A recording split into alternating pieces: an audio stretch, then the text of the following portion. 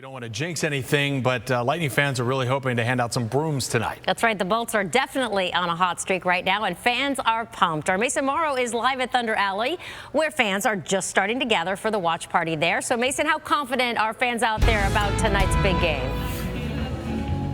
Well, I think it's pretty safe to say all fans expect to leave Amalie Arena tonight with a spot in the Eastern Conference Finals. And how could they not be as confident as they are? They stole 2 down in South Florida to start the series before winning back here in Tampa in dominating fashion yesterday.